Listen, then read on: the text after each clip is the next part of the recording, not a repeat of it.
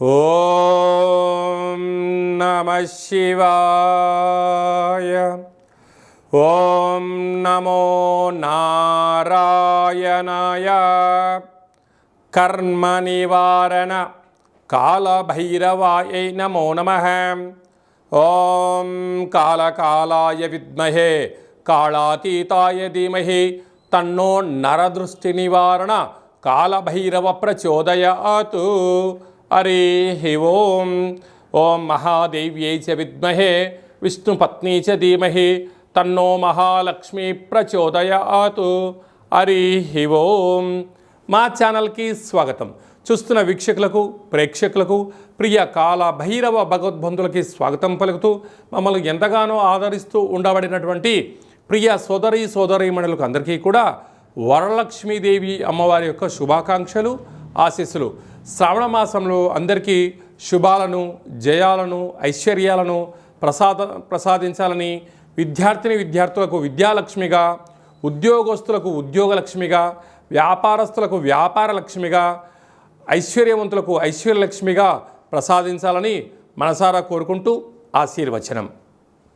1/8/2025 నుండి 15/8/2025 వరకు పుట్టినటువంటి వారందరూ కూడా ముందస్తుగా జన్మదిన శుభాకాంక్షలు. గతంలో వివాహం చేసుకున్న వారికి వివాహ వార్షికోత్సవ శుభాకాంక్షలు. ద్వాదశ రాశుల్లో గ్రహ గమనాల్ని ఓసారి వీక్షింపచేద్దాం. మిథున రాశిలో 12 సంవత్సరముల తర్వాత గురువు మరియు శుక్ర భగవానుడు సంయోగ సంచార స్థితి. కర్కాటక రాశిలో రవి బుధ సంచార స్థితి, బుధాదిత్య రాజయోగము. సింహరాశిలో కేతు సంచార స్థితి, కన్యరాశిలో కేతు సంచార స్థితి, కుంభరాశిలో రాహు సంచార స్థితి, మీనరాశిలో శని భగవానుని వక్రగమన సంచార స్థితితో ద్వాదశ రాశుల్లో గ్రహ గమనాలు ఈ విధంగా ఉన్నాయి. మీనరాశి వారు వరలక్ష్మి వ్రత పండగ సందర్భంగా లక్ష్మీదేవి అమ్మవారిని ఎలాంటి వస్త్రాల ద్వారా, ఎలాంటి నైవేద్యం ద్వారా అమ్మవారిని ఆశీస్సులు పొందాలో ఈ వీడియోలో సవివరంగా సంపూర్ణంగా తెలుసుకుందాం. మీనరాశిలో ఏ నక్షత్రాలు వస్తాయనగా పూర్వాభాద్ర నక్షత్రంలోని చివరి పాదం 4వ పాదము, ఉత్తరాభాద్ర నక్షత్రంలోని 4 పాదాలు, రేవతి నక్షత్రంలో 4 పాదాలు కలిపితే మీనరాశి. రాశాధిపతి దేవగురు బృహస్పతి. రాశిలోనే శని భగవానుడు సంచారం చేయడము, ఏళ్లనాటి శని వీరికి మధ్యమ సంచార స్థితి ఉండడము, అనేక రకాలైనటువంటి సమస్యలతో, అనారోగ్య ఇబ్బందులు, ఆటంకాలతో సతమతమవుతూ ఉంటారు. కానీ కష్టపడి పనిచేయడం మీనరాశి వారి సొంతం. ధనం వస్తే, ఐశ్వర్యం వస్తే మా అందరి యొక్క యూనిటీతో సక్సెస్ అయ్యావు అంటారు.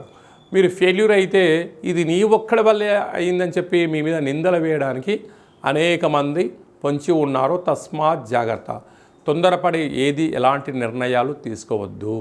అది ఏ కాకుండా 12 సంవత్సరాల తర్వాత శుక్ర భగవానుడు గురువుతో మిథున రాశిలో సంచారం చేయడం వలన విశేషంగా బ్యాంకులు లావాదేవీలు, ఓటీపీలు, అలాగే ఫేస్బుక్లో, వాట్సాప్లో నీకు నచ్చినది కదా, ఇది నిజం కదా అని చెప్పి ఎప్పుడైతే దానిని ఫార్వర్డ్ చేసావా భారీ మూల్యం చెల్లించక తప్పదు మిత్రమా అని చెప్పి జ్యోతిర్విజ్ఞానం తెలియచేస్తుంది. ధనపరమైన ఇబ్బందులు, అనేక రకాలమైనటువంటి బంగారు ఆభరణాలు, ఓటీపీలు పక్కవారు చెరవేసుకొని మీ యొక్క ధనాన్ని దొంగలించబడే పరిస్థితి చాలా అధికంగా ఉంటుంది. తస్మాత్ జాగ్రత్త. సంతాన స్థానంలో ఏడాది తర్వాత ఆత్మకారకుడు రవి, బుద్ధికారకుడు బుధుడు సంచారం చేయడం వలన నూతనంగా వివాహమైనటువంటి దంపతులకు పుత్ర పుత్రిక సంతాన యోగము, పిల్లల యొక్క చదువులు, పిల్లల యొక్క అభివృద్ధి, పిల్లలు ఉన్నతంగా ఎదగాలని చెప్పి తల్లిదండ్రులు ఆహారనిశలు కష్టపడుతూ ఉంటారు. అదే భావన పిల్లలు కూడా అర్థం చేసుకోగలిగినట్లయితే కుటుంబమే కదా స్వర్గసీమ అనే పరిస్థితి ఉంటుంది. లేకపోతే ఎవరికి వారే యమునా తీరయ్యే పరిస్థితి ఉంటుంది. అదే కాకుండా 6వ స్థానంలో కేతు సంచార స్థితి ఉండడం వలన చిన్న చిన్న విషయాలకు ఆందోళన తగదు. ఏదైనా ఒక పని చేసేటప్పుడు ముందు, ఇప్పుడు, తర్వాత అని ఆలోచించగలిగితే చాలా మంచి కాలం ఉందని చెప్పి గమనించగలగాలి. సప్తమ స్థానంలో కుజుడు సంచారం చేయడం వలన కుజదోష ప్రభావం కారణం వలన నీటితో కానీ నిప్పుతో కానీ పంచభూతాలతో కానీ దయచేసి చెలగాటం ఆడవద్దు. ప్రేమికులు చాలా జాగ్రత్తగా ఉండాలి. భార్యాభర్తల మధ్య అన్యోన్యత చాలా అవసరం. కుటుంబంతో వీలైనంత వరకు దాపరికలమైనటువంటి వ్యవహార కార్యకలాపాలకు ఇది సరైన సమయం కాదు అని చెప్పి గమనించాలి.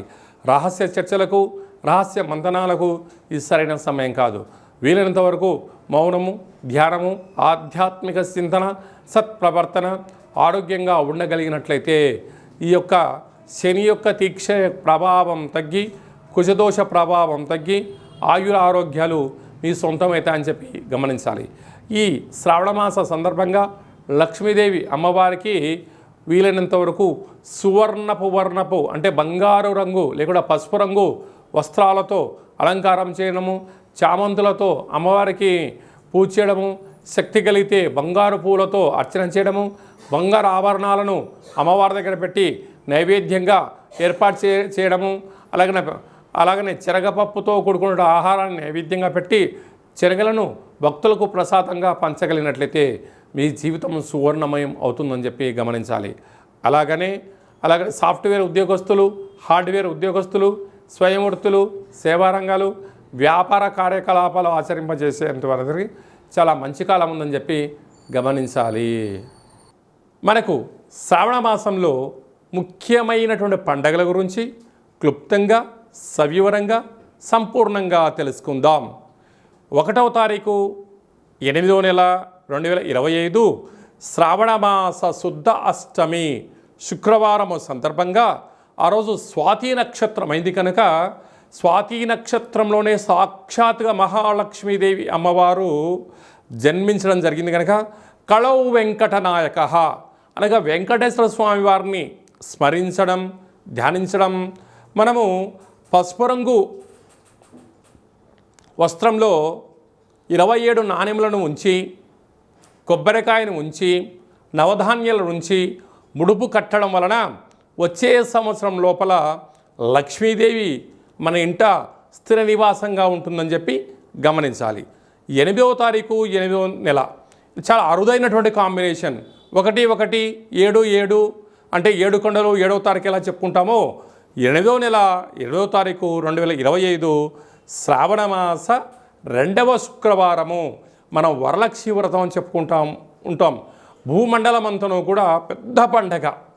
మనం ఏ రోజు అమ్మవారిని స్మరించినా, ధ్యానించకపోయినా ఆ వరలక్ష్మి వ్రతం రోజున గృహంని శుద్ధి పెట్టుకొని, ఇంటి సింహద్వారానికి మామిడాకులను ఏర్పాటు చేసుకొని, లక్ష్మీదేవి అమ్మవారిని ఇంటికి ముగ్గుతో స్వాగతం పలికి, యథాశక్తిగా లక్ష్మీదేవి అమ్మవారిని పారిజాత పుష్పాల చేత కానీ, మల్లె పుష్పాలతో కానీ, విరజాజులతో కానీ, చామంతులతో కానీ, ఇంకొంచెం శక్తి కలిగినటువంటి భక్తులు వెండి పుష్పాలతో కానీ, ఇంకొంచెం శక్తి కలిగిన భక్తులు బంగారు పుష్పాలతో అర్చన చేయడం వలన లక్ష్మీదేవి అమ్మవారి యొక్క కృప కటాక్ష వీక్షణ వారికి కలుగుతుంది. ఇక్కడ వస్తువు ప్రధానం కాదు, భక్తి ప్రధానము కనుక అమ్మవారిని మనస వాచ కర్మణ ఎవరైతే పూజిస్తారో వారికి అద్భుతమైన లక్ష్మీదేవి అమ్మవారి యొక్క ఐశ్వర్యం కలుగుతుంది. అలాగనే గృహంలో అందరూ నిత్య సౌభాగ్యం, నిత్యము ఐశ్వర్యం ఉండడం కోసము మనం ఆ రోజు ఏం చేస్తామంటే వరలక్ష్మి వ్రతాన్ని ఏర్పాటు చేసుకొని, శనగలను నానబోసుకొని, పాయసాన్న భక్ష్య భోజనాలు ఏర్పాటు చేసుకొని బంధువులకు, మిత్రులకు, స్నేహితులకు, సన్నిహితులకు ఆ రోజు మనం పేరంటానికి పిలిచి వారికి లక్ష్మీదేవి అమ్మవారి యొక్క పేరు చెప్పి వాయన తాంబూలాన్ని ఇస్తూ ఉంటాం. అనగా శ్రావణ మాసంలో మన ఇంటికి వచ్చిన ప్రతి ఒక్క పురుషుడు నారాయణ స్వరూపమని, స్త్రీమాతలు ఆడవారందరూ కూడా లక్ష్మీమాత స్వరూపమని భావించాలి. వచ్చిన వారిని సగౌరవంగా ఇంటికి ఆహ్వానం చేసి వాళ్ళు కాళ్ళు కడుక్కోమని చెప్పి వారి యొక్క కాళ్ళకు పసుపును పూసి వారికి కంఠం దగ్గర గంధపు చుక్కను పెట్టి చేతికి కంకణాన్ని కట్టి వారి చేత మనస్ఫూర్తిగా అమ్మవారికి ఒక మంగళహారతి ఇప్పించి యథాశక్తిగా మనకి ఏది శక్తి కలిగితే భగవంతుడికి ఫలం, పత్రం, పుష్పం, తోయం అన్నట్లుగా యథాశక్తిగా వారికి మనము వాయన తాంబూలాన్ని ఇవ్వగలిగినట్లయితే వారు మనస్ఫూర్తిగా తీసుకొని దీర్ఘాయుష్మాన్ భవ, దీర్ఘసుమంగళీ భవ, శీఘ్రమేవ పుత్రికా ప్రాప్తిరస్తు, అఖండ రాజయోగ ప్రాప్తిరస్తు అని చెప్పి పెద్దవారు ఏది ఆశీర్వదిస్తే ఆ ఇంటి యొక్క గృహిణికి, యజమానికి విజయం కలుగుతుంది. ఇక్కడ మనకు విశేషం ఏమిటయ్యా అంటే, లక్ష్మీదేవి అమ్మవారి దగ్గరికి ఒక రాజు వెళ్ళి పూజ చేశాడు అనుకోండి, రాజేంద్ర నరేంద్రుడిలాగా ఆశీర్వచనం ఇస్తుంది. అంటే వచ్చినవాడెవరు? రాజు. పరిపాలన చేసే యోగ్యత, శక్తి కోసము రాజరాజేశ్వరి స్వరూపంగా ఆశీర్వచనం ఇస్తుంది. ఒక చిన్నపిల్లలు వెళ్ళి దండం పెట్టుకున్నారు, విద్యాలక్ష్మిగా ఆశీర్వచనం ఇస్తుంది. వ్యాపారస్తుడు వెళ్ళాడు, ఆకర్షణ లక్ష్మీ గణపతిగా ఆశీర్వచనం ఇస్తుంది. అంటే వెళ్ళిన వ్యక్తి యొక్క స్థితిని బట్టి ఆ అమ్మ మనల్ని కాపాడుతుంది. కనుక మన ఇంటికి గృహానికి వచ్చిన వారందరినీ కూడా మనము ఎంత చిత్తశుద్ధితో గౌరవిస్తామో, వారి యొక్క మనసులోంచి వచ్చే ఒక ప్రతి మాట వీళ్ళు మాట్లాడుతున్న మాట కాదు, సాక్షాత్తుగా వైకుంఠంలో ఉండబడినటువంటి లక్ష్మీమాతనే వీరి యొక్క మనసులో దూరి వీరి యొక్కతో ఆశీర్వదింపచేస్తుంది అని చెప్పి మనం గమనించగలగాలి. ఈ విధంగా మనము లక్ష్మీదేవి అమ్మవారిని స్వాగతం పలుకుతూ అమ్మవారి యొక్క సేవ ఎవరైతే చేస్తామో వారందరికీ కృప కటాక్ష వీక్షణ అందరికి కూడా ప్రసరించాలని కోరుకుందాం. ఇంకొంచెం శక్తి కలిగింది అనుకుందాం. ఇంటి యొక్క గృహిణి, యజమాని ఎంత బరువు అయితే ఉంటారో అంత బరువు కలిగినటువంటి లక్ష్మీ నాణ్యములను, రూపాయి బిళ్ళలను తులాభారం చేసుకొని భక్తులకు ప్రసాదంగా పంచగలిగినట్లయితే రాబోయేటువంటి 7 తరాల వరకు ధనానికి, ధాన్యానికి, ఐశ్వర్యానికి లోటు ఉండదని చెప్పి గమనించాలి. అందుకే కళవు వెంకటనాయక అనగా వెంకటేశ్వర స్వామి వారి దగ్గరికి వెళ్ళిన వారికి రూపాయి బిళ్ళలతో తులాభారం చేస్తూ ఉంటారు. మధుర వెళ్ళిన వారు వెన్నతో తులాభారం చేస్తూ ఉంటారు. మనకు తెలంగాణ రాష్ట్రంలో సమ్మక్క సారక్క దేవాలయం దగ్గరికి వెళ్ళిన వారు బెల్లంతో తులాభారం చేస్తూ ఉంటారు. ఎందుకయ్యా అనగా ఆ తులాభారాన్ని చేయడం వల్ల వారు ఎంత బరువు అయితే ఉంటారో అంత బరువు కలిగిన పదార్థాన్ని దాన ధర్మము చేయడం వలన ఐశ్వర్యము, ఆనందము, యోగము, రాజయోగము ఆ అమ్మవారు మనకు ప్రసాదిస్తుంది.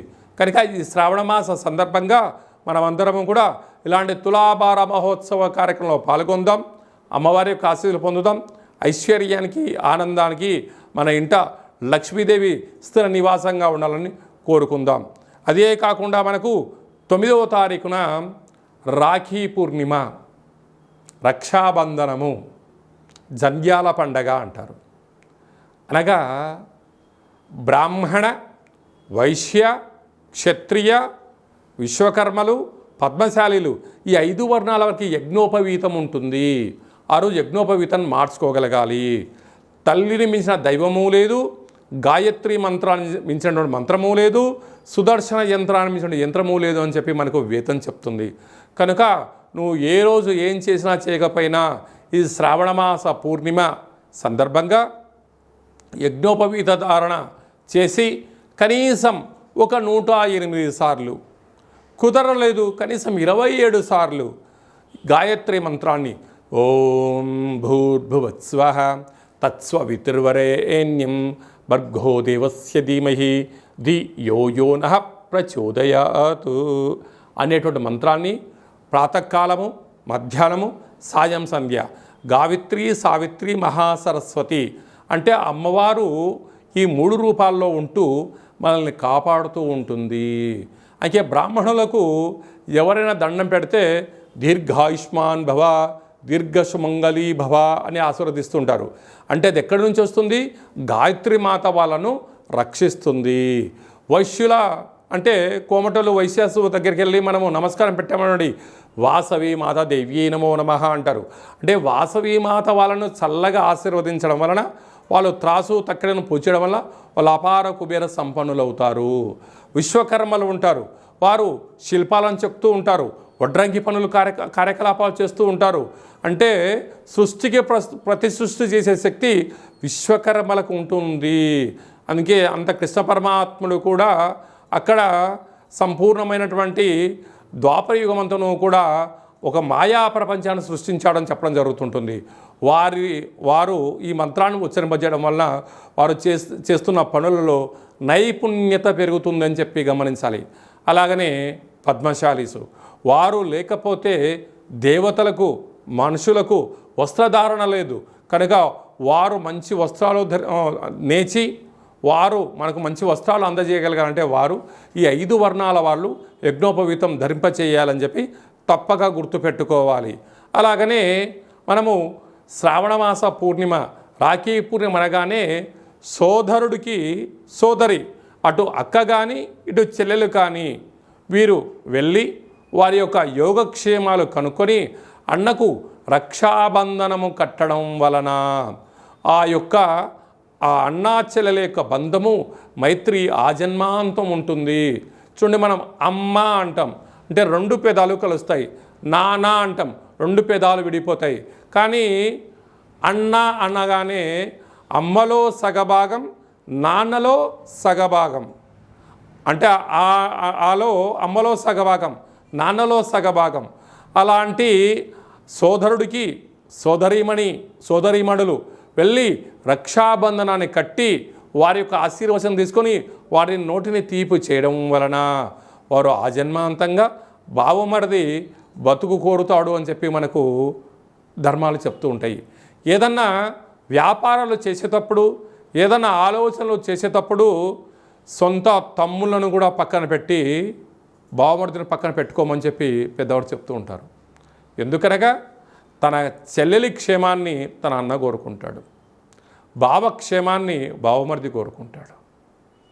కనుక ఇలాంటి రక్షాబంధనము రోజునన్నా కనీసం అండదమ్ముళ్ళు అక్కా చెల్లెలు కలిసి ఒక వేడుకగా చేసుకునే ప్రయత్నం చేయగలగాలి. అంటే 64,000 జీవరాశులలో అత్యుత్తమైన మానవ జన్మ. ఈ జన్మలో తెలుసో తెలియకో ఒక తల్లి గర్భం నుంచి మనం అందరం బయటకు వచ్చాం. కనుక ఆ రక్త సంబంధము అనేటువంటిది ఇలాంటి రోజులలోనైనా కలిసి అన్నక్షేమ కార్యక్రమాలు, సోదరి యోగక్షేమాలు, ఒకరినొకరు ఉభయ కుశలోపరి అని తెలియచేయడం కోసమే మన సనాతన హిందూ ధర్మం పెట్టింది. చూడండి, మన సనాతన ధర్మంలో ఎంతటి గొప్పతనం ఉందో. మనకు నాగుల చవితి రోజు పుట్టలో పాలు పోస్తాం, భూమాతకు పూజ చేస్తాం. అలాగనే వృషభాలకు పూజ చేస్తాం, అంటే జంతువులకు పూజ చేస్తాం. సోదరీమణులకు శ్రావణ మాసంలో వసుదైక కుటుంబము అనగా అందరం కలిపి ఒక చోట చేసుకొని వేడుకను చేసుకుంటాం. అందుకే మన సనాతన సాంప్రదాయానికి అంత పెద్ద గొప్ప విలువలు, అంత పెద్ద ఐశ్వర్య జీవన విధానం ఉంటుంది. కనుక చిన్న పొరపాట్లు ఇట అండదమ్ముళ్ళు చేయొచ్చు, అక్కా చెల్లెలు చేయొచ్చు. కానీ ఇలాంటి శుభ సందర్భంలోనైనా వాటన్నిటిని మర్చిపోయి కలుపుకొని ప్రయాణం చేయగలిగితే తల్లి తండ్రి ఉండబడిన వారు నా పిల్లలు కలిసి ఉంటున్నారు అని చెప్పి తల్లిదండ్రులు ఎంతో ఆనందపడతారు. తల్లిదండ్రులు లేనటువంటి వారందరూ నేను లేకపోయినా నా కొడుకు నా కూతురుతో మైత్రిని, మంచి స్నేహ సంబంధాన్ని కలిసి ఉంచుకుంటాడని చెప్పి గతించిన పితృదేవతలు ఆశీర్వచనం వలన ఇరువురు కుటుంబాలు బాగుంటాయి, ఇరువురు యొక్క వంశము ఆ చంద్రార్కం వరకు కలిసి ఉంటుందని చెప్పి మనకు వేదం చెప్తుంది. కనుక మనిషి అనేటువంటి వారు చిన్న తప్పులు చేస్తూ ఉంటారు. చెల్లెలు ఏదో తప్పు చేసి ఉండొచ్చు, అన్న కూడా ఏదో అని ఉండొచ్చు. కానీ ఇలాంటి సందర్భాలలో దయచేసి ఏది మనసులో ఉంచుకోవద్దు. అన్నీ మర్చిపోయి అన్న చెల్లెలతో మాట్లాడడంలో తప్పలేదు, చెల్లెలు వచ్చి అన్నతో మాట్లాడడం తప్పలేదు, ఇరువురు కుటుంబాల్లో ఎవరు కుటుంబానికి వెళ్ళినా తప్పలేదు. వెళ్ళి ఆ యొక్క రక్త సంబంధాన్ని, ఈ జన్మకే మనం రక్త సంబంధమే ఉంటాం కనుక ఈ జన్మలో ఉండబడినటువంటి మైత్రి బంధాన్ని కాపాడుకుందాం. భావితరాలలో మన పిల్లల్ని కూడా వారికి మన రక్త సంబంధం ఇది, నువ్వు చెల్లెలతో ఇలా ఉండాలి, నువ్వు అన్నతో ఇలా ఉండాలి మనం ఆచరింపచేస్తే మన పిల్లలు ఆచరింపచేస్తారు. మనం ఆచరించలేదు, మన పిల్లలు ఆచరింపచేయరు. కనుక అందరికీ సోదరీమణులకు అందరికీ కూడా సనాతన ధర్మ సంరక్షకులకు, జ్యోతిష్య అభిమానులకు అందరికీ కూడా రక్షాబంధన శుభాకాంక్షలు. అందరికీ శుభాన్ని, జయాన్ని, ఐశ్వర్యాన్ని ప్రసాదించాలని మరొక్కసారి మహాలక్ష్మీదేవి అమ్మవారిని కోరుకుందాం. ఇంకనూ మనము శ్రావణ మాసంలో విజయాన్ని సాధించగలగాలి అన్నట్లయితే మనకు శ్రావణ మాసంలో శుక్రవారం రోజున ఉతికిన వస్త్రాలు ధన్ప చేయడం, ఇంట్లో మనము లక్ష్మీదేవి అమ్మవారికి పూజ చేయడం, సంపూర్ణమైన ఐశ్వర్య జీవనాన్ని పొందడం, మనకు ఏది కలిగితే అది శక్త్యానుసారంగా వాయనాన్ని తాంబూలం ఇవ్వడం, స్త్రీమాతకు ఒక మంచి విస్తర వేసి భోజనాన్ని ఏర్పాటు చేయడం, పసిపిల్లలకు చిన్న చాక్లెట్ల లాంటివి ఏర్పాటు చేయగలిగినట్లయితే జాతకంలో ఉండబడినటువంటి గ్రహదోషం తొలగి ఐశ్వర్యం కలుగుతుందని చెప్పి కూడా మీరు గమనించగలగాలి. ఇంకనూ మనం విజయం సాధించగలగాలి అన్నట్లయితే ఈ యొక్క పాత్ర కంచు పాత్ర. కంచు మోగినట్టు కనకంబు మోగదు గదరా సుమతి అని చెప్పి మనకు సుమతి శతకంలో చెప్పడం జరిగింది. ఇందులో 12 రాసులు అచ్చు వేయడం జరుగుతుంది. ఈ పాత్రను ఇలా ఎడమ చేతులతో పట్టుకొని ఇలా ఒక్కసారి శబ్దం చేస్తే ఈరోజు ఓంకార శబ్దం రావడం ప్రారంభిస్తుంది.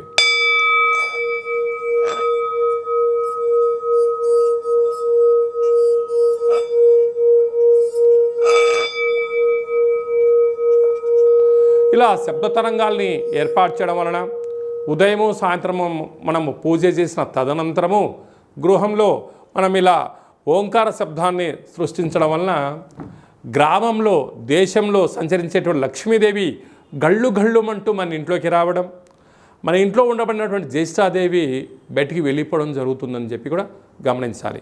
ఈ అక్షయ పాత్రతో పాటు మీకు కాళభైరవ స్వామి యొక్క పూజా కార్యక్రమం 27 రకాల వస్తువులతో దిష్టి తీయించడం కూడా జరుగుతుంది. కనుక మనమందరము కూడా ఈ శ్రావణ మాసంలో కాళభైరవ స్వామికి అక్షయ పాత్రను ఇంట్లో ఉంచుకుందాం.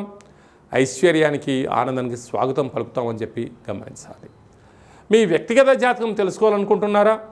మీ పేరు, పుట్టినటువంటి తేదీ, నెల, సంవత్సరం, పుట్టిన సమయం రాసి మీరు వాట్సాప్లో పంపించగలిగినట్లయితే 100 సంవత్సరముల జాతకాన్ని సంపూర్ణంగా సవివరంగా వ్రాసి మీకు పంపించి మీరు పుట్టినప్పుడు గ్రహ గమనాలు ఎలా ఉన్నాయి, ప్రస్తుతం ఎలా ఉంటున్నాయి, రాబోయే కాలంలో ఎలా ఉండబోతున్నాయో వివరిస్తూ మీరు విజయం సాధించేంత వరకు మన యొక్క కాళభైరవ ఆశ్రమం దగ్గర నుంచి అన్ని విధాలా మీకు తోడు నీడగా ఉంటామని చెప్పి గమనించగలగాలి.